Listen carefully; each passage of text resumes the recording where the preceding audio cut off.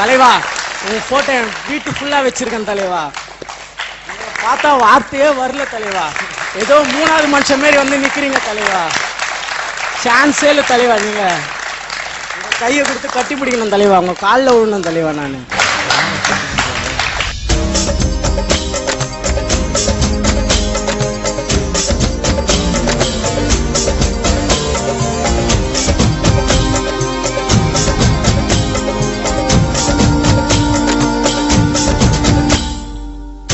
புகழும் முருகன் ஒருவனுக்கே நீ நதி போல ஓடிக்கொண்டீர்.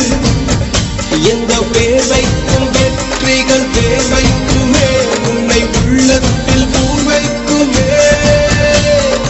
எல்லா புகழும் ஒருவன். நல்ல விஷயம் சொல்லுது. தமிழ்நாட்டு மக்கள் அவ்வளவு சீக்கிரம் யாரையும் மனசுல வைக்க மாட்டாங்க. மனசுல வச்சுட்டாங்க அப்படின்னா அவங்களை எப்பவுமே மறக்க மாட்டாங்க அப்படிங்கிறது உண்மை. அது இங்க நம்ம பார்த்துக்கிட்டே இருக்கோம். இளைய தளபதி விஜய் அவர்களுக்கு ஏகப்பட்ட ரசிகர்கள் இருக்காங்க அப்படிங்கிறது உங்க எல்லாருக்குமே தெரிஞ்சிருக்கும். அது நான் சொல்லிதான் தெரியணும்னு அவசியம் இல்ல.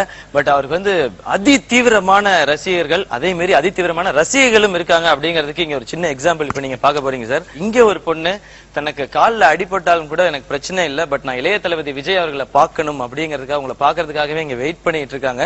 உங்களை பத்தி நிறைய நல்ல விஷயங்களும் சேகரிச்சும் கொண்டு வந்திருக்காங்க. உங்களுக்காக காத்துட்டு இருக்காங்க. அவங்களை கூப்பிடலாமா? வாங்க.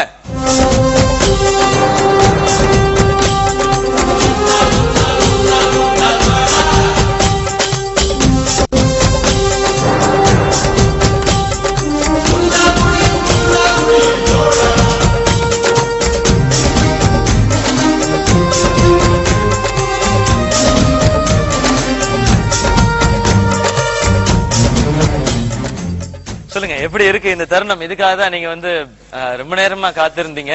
அவரை மீட் பண்ணிட்டீங்க. உங்களுடைய சிரிப்பே சொல்லுது அது எவ்வளவு சந்தோஷம்னு. இப்ப வார்த்தையாவும் சொல்லிடுங்க. ஆக்சுவலி இந்த மொமெண்ட்காக தான் நான் ரொம்ப வருஷமா காத்துக்கிட்டு இருக்கேன். என்னோட ஆம்பிஷன் கோரியோகிராஃபர். ஸோ நான் நினைச்சேன் இளைய தளபதியெல்லாம் ஏதாவது சினி ஃபங்க்ஷன்ல இல்லாட்டி ஏதாவது ஷூட்டிங் நடக்கும்போது அந்த தூரத்துல இருந்தா பார்க்க முடியும்ட்டு. ஆனா நான் இந்த மாதிரி ஒரு மொமெண்ட் எக்ஸ்பெக்டே பண்ணல. அண்ட் அதுவும் நான் அவருக்காக பண்ணியிருந்த ஆல்பம் அவரே எடுத்துக்கிட்டாரு. தேங்க்ஸ் அ லாட் இளைய தளபதி டாக்டர் விஜய். அடுத்து